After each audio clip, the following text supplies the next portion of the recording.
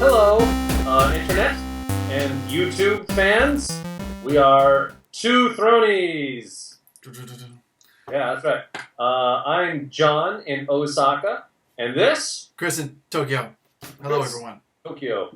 And we're going to talk about episode 8 of season 6 of Game of Thrones. And this episode is entitled No One. Yes. No One.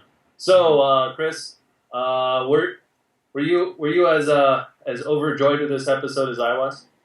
Yeah, I was kind of going back and forth. I think that part of my disappointment was not so much the episode itself, because the episode wasn't strong, but I think it was because it was coming off the heels of two also not strong episodes. And also, I'm highly anticipating the penultimate episode, which is always, balls to the wall, amazing. Yeah. And I think it was like the perfect storm of disappointment. But I wasn't totally disappointed. I don't want to be a complete negative Nelly here. And there were some things that I liked about it. I felt that there were some issues with Arya's storytelling that was a bit weird. With her Wolverine power of recovery was... We'll get into that. We'll take this in an organized fashion. Okay. I'm going to say uncontroversial, and this was, I think, the weakest episode of the season, and dare you? And probably the weakest episode of the series. Okay. Now, that said, the weakest episode of Game of Thrones. Yeah. Still far better than the strongest episodes of other highly acclaimed television shows that you see on television. Yeah. It was still eminently watchable, and part of, I think, my disappointment with it is it has set such a high standard for itself in the past that sometimes it doesn't always meet that standard, and that's kind of a disappointing thing. Okay. It's kind of like if I got a kid who is a good student and he gets straight A's all through high school, except for his final semester, and he gets like an A minus. Yeah. I'll be like, A minus? What's this minus for? So, John, just to clarify, in your eyes, this was worse than even the Sand Snake stuff from last season, because for me that was the low point, which was still, as you said, high point compared to other shows, but the Sand Snake stuff was super lame last season. To me, like the Sand Snake writers were a little bit sad that there was no more Sand Snake stuff, and so the showrunners were like, "Yeah, why don't you take over the Bravo stuff?" But yeah, I thought it was pretty disappointing. Worse than the Sand Snake stuff. I mean, I always thought the Sand Snake stuff was at least kind of never really took the center stage. Yeah. This felt like very much the center stage of the episode, and it was also kind of the culmination of not just several episodes of stuff leading up to it, but Arya's been in Bravos for a couple seasons now, and it all kind of came to that. So I think we're probably in agreement that of that episode's many disappointments, the Arya and Bravo stuff is probably number one. Yeah, I agree. And in my opinion, the reason I was disappointed with it was just it didn't seem... Well, the main thing is, I Game of Thrones is pretty good about writing in a way that is believable, and we can kind of believe. We can. It's easy to suspend our disbelief on all the magic and dragons because at least the characters act in a way that we'd expect them to act in the given situation, and given the kind of these powers of the universe, we expect. Okay, fine. I'll grant you that there's a fire god that can bring people back to life, so the Jon Snow thing, no problem. But it's like, she got stabbed very deeply in her gut. Stabbed twice. Splashed across. And then she swam through some shit-infested canal sewer. Yep. It's got to be crawling with germs. So in but like, she made it. Yeah. She bleed out in the closet. Luckily, the actress was good at sewing up people, and administered some nice milk of the poppy sleepy time. Mm-hmm. And after all of that, she wakes up, and then she's good to go for some parkour adventures throughout Bravos. Yeah, it was like straight out of Assassin's Creed running on buildings, jumping, tumbling. So here's the only defense I can think of, okay? And maybe this is what they were going for, but if it was, it felt like it wasn't clear enough to be effective. But in their defense, maybe when Jack and Agar said, don't kill her fast, maybe that girl's such a badass assassin that she intentionally stabbed her in a way that she knew it would kill her slowly. In other words, not hitting any internal organs or anything like that. And she kind of twisted to show us that it was she wanted her to extend her suffering. So maybe I can kind of see how maybe she stabbed her in just the right way. But then and maybe Arya was intentionally pretending to suffer more than she was in order to lure the waif to the darkness. So if that's what their intention was, I don't buy it completely, but at least there was kind of a effort in that direction. But I'm not sure if that's what they were going for. It just wasn't very clear, if you know what I mean. My other problem with that is, let's say that they had the way that they executed the showdown between Arya and the waif. Let's say they had done that perfect. Still, the climax is where Arya kind of stands up to Jaquin Hagar, and that just felt kind of muddled. Okay. Like, she kind of gets there, and she's like, peace out. And he's like, all right, see you around. And I thought, geez, 2.5 seasons leads up to nothing. This.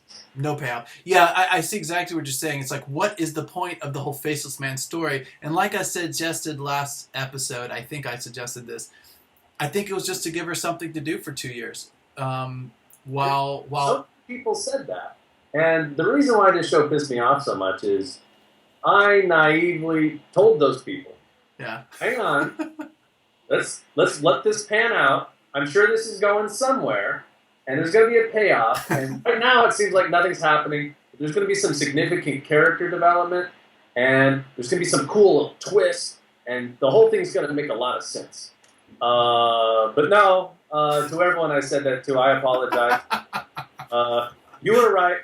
I was wrong. That storyline, that was a dud. Okay, so to sum up, Arya left the Hound for dead. She was in a good mood. Very positive, sailing to Braavos, already a badass, knowing how to do the river dance stuff. And then she went to the House of Black and White, I think that's what it's called. She basically trained pretty hardcore, but then she still got her ass whooped, which leads me to think she didn't really improve her fighting skills that much, other than learning to fight in the dark. And then she left in pretty much the same mood that she arrived. So, yeah. So I guess what kind of came from all of that is she learned how to, sucker people while pretending to be assassins. And, yeah, like you mentioned, sword fighting in the dark, nice skill to have.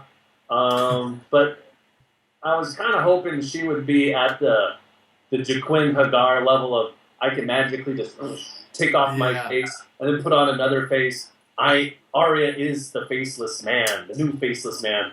But it doesn't seem like she ever really got to that level. Well, I would just say, if it's the very last scene that troubles you the most, let's withhold judgment just a couple more episodes, because maybe something's going to tie in. And if they eventually tie something in, I'll be more okay with it. I just wish that that storyline was disappointing. But John, I was wondering, do you think we can maybe try to find any kind of glimmers of hope or positive things in this episode that you thought was kind of interesting? I'm not done shitting on it yet. Oh.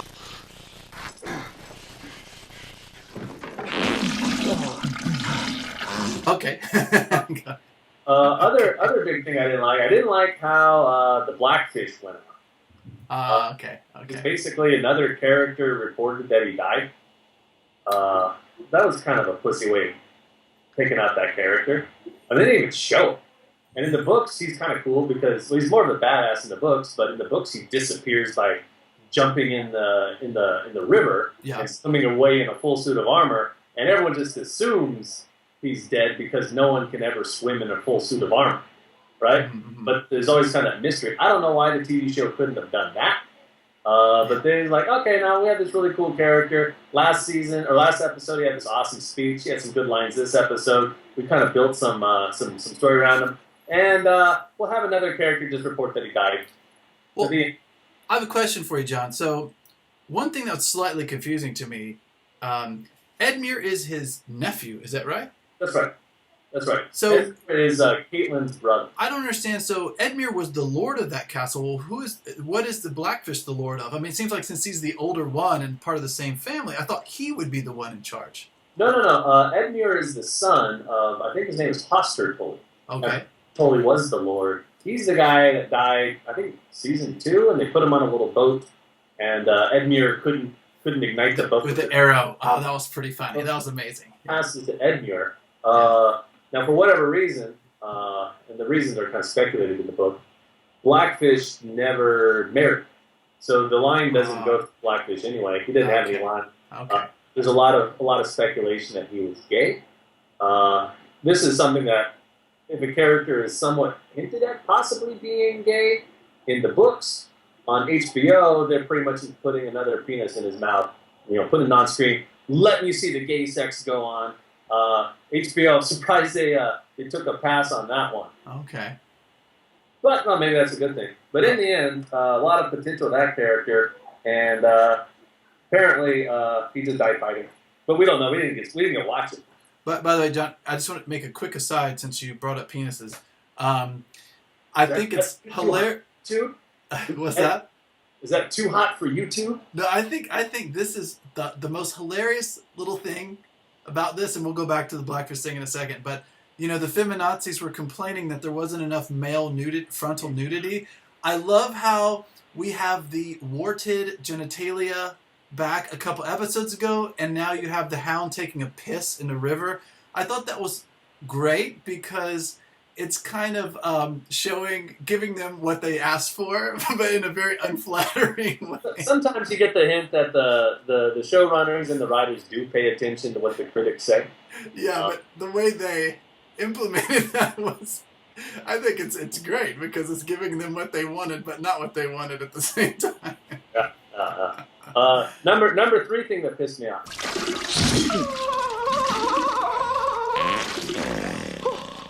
Yeah, sorry, go ahead. This whole thing where the Hound, I'm thinking, all right, there's going to be some mystery and some intrigue, and the Hound is going to, find out that the slaughter of the villagers wasn't what he thought it was, and revenge isn't going to be as simple as he thought it was going to be. Yeah. And maybe we'll get the introduction of Lady Stoneheart. But no, he goes and he finds everyone and kills them right away, which is kind of what we thought was going to happen.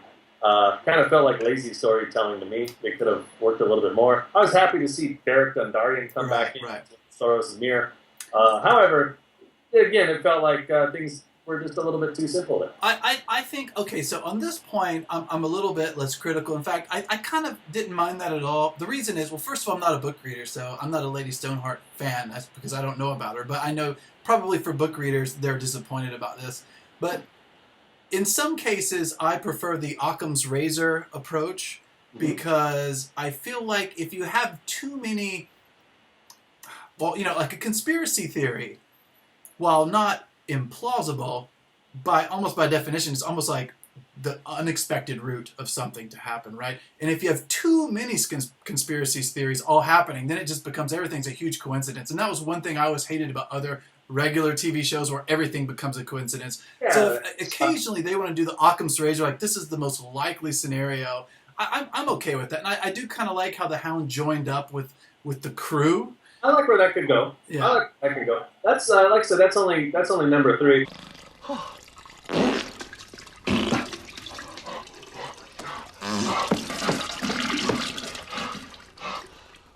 And number 4, I got to bring up. Daenerys just kind of pops in. Yeah. Remember me? That was weird. I wonder why I'm walking into the balcony door. Guess what? Guess who's parked outside? That was weird. The execution was so weird on that. That was like so awkward. Hey. Yeah. Like Dany's scenes recently where she's on screaming on the dragon, that was kind of weird in front of like 50 Dothraki, but they want us to think it's like 100,000. That was kind of weird. I think, but for them, and again, I think that they're just running out of money. Like, would we like to CGI a dragon right outside? We would, but we're gonna say. My hope is all that awesomeness is gonna come to fruition in the next episode. Maybe that's where they're gonna blow the budget. But yeah, that was just a little bit of pretty convenient. Yeah, Right. nice dragon parking outside. Right. Helipad out there. Okay, so I think at the end of the, I'm probably somewhere between you and Scott. I'm probably closer to your criticism. But yeah, I didn't really like this episode, but I'm willing to. I kind of feel that I'm a little bit more sympathetic to what they're trying to do because they're building up to the big episode 8. But yeah, that entrance of Dany was kind of lame. I'm not shitting on it. What did you like about it? Okay, so one thing that I really liked, and it's a very small thing, but this is one of those nice little touches that you can do when you have a story arc that spans years and years and years.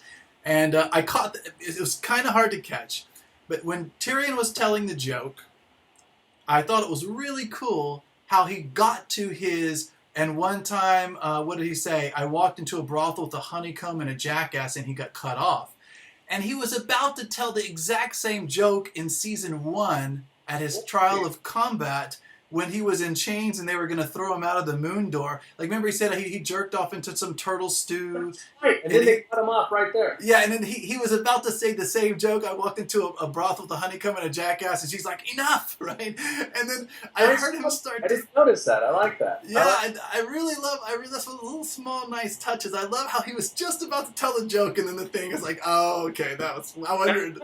As is generally the rule with this show, the Tyrion scenes are the strongest ones. Yeah. Even scenes where, like, kind of seems like the main purpose of the scene is to kind of bond characters together. Yeah. And it does seem like he's bonding with Grey Worm and Missandei. Yeah. So yeah, I think that was strong. Yeah, so I agree, and I also good catch with regard to the season 1 callback. I think it was probably because I've seen season 1 3 or 4 times at this point, and that's one of my favorite scenes. So I remembered about the honeycomb and the jackass. And I really want to hear the conclusion of that joke before the series is over. Yeah, we can only hope that Tyrion's punchline. Maybe that's how they'll end it. The final that'll be the final closing scene. Jon Snow gets married to Daenerys. They ride off on the dragon together, and then everyone's gathered around Tyrion, and he's like, and that's why the leprechaun had his dick up the monkey's ass. And I was like, okay, that makes sense. Yeah. So that was kind of cool. And what about you, John? Yeah, I like that scene. I also liked the scene, the bonding. Some good bonding scenes. Bonding between Bronn and Podrick. Oh yeah, that was great. I like that, and I liked the Jaime Brienne scene. Mm-hmm. And I also thought the Jaime scene with Edmure was a nice tense scene with some gritting moment, and everyone, of course, Jaime's a very complicated character, and one thing you can give him credit for is he does have a knack for finding peaceful solutions. That, however, his methods for finding these peaceful solutions are pretty nasty. But in the end of the day, less blood is spilled because he's willing to blackmail people and threaten to catapult babies at walls and stuff like that. So yeah, that was interesting. Also, they kind of painted Edmure into being a tragically weak but understandable character. Yeah. And I thought that was handled pretty well. It was like at the micro level. I like the whole thing with the Blackfish's defense of at the micro level, like what was kind of happening with Jaime and Edmure. But the only thing that kind of troubles me about that is I feel like there's only 2 episodes left. Well, I know there's only 2 episodes left this season, and every minute is precious to me. And there's so many amazing things that I want to see before I have to wait another 10 months before the show comes back. And I didn't really understand, was this whole thing of Jaime going to the whatever that castle's name is to take that back from the Blackfish, it seemed like, was that just to bring Brienne and Jaime back for like a touching scene? Was that the main purpose? Or are those, because it doesn't seem like those troops are going to be sent to Jon Snow's aid. So, and if they're not, what was the purpose of even having that? I mean, yeah, I know it was in an earlier book. I'm like, it was only 2 episodes. It happened. It was like it happened and it ended so quickly. So it kind of felt like it was shoehorned into this season, and I wasn't sure like if there's some relevance to the battle coming up, or if those soldiers are going to be tied in. Then I think it's really cool. But Yeah. if it was only to kind of reunite Brienne and Jaime for a few minutes, it was cool to see them together. But I just felt like, we only got like, maybe like a little over 100 more minutes left of this season, and I want to relish every minute. I agree. I'm hoping they find a way of. I mean, Jamie's a people so that could. We're getting some. Yeah, you're cutting out a little bit on me here, John. It might be my end. I had pretty. A little bit. How's that? Is that better? Oh yeah. Okay. Now we're good.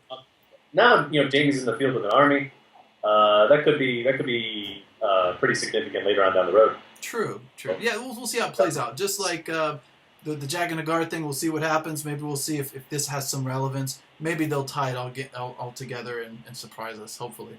Yeah. One other thing I like the showdown between Lancel Lannister and the Queen and Frankenstein, the night robot. That was my second and last favorite thing about this. So I think we share that. I think we both appreciate that. Well, you know what I liked about that, John?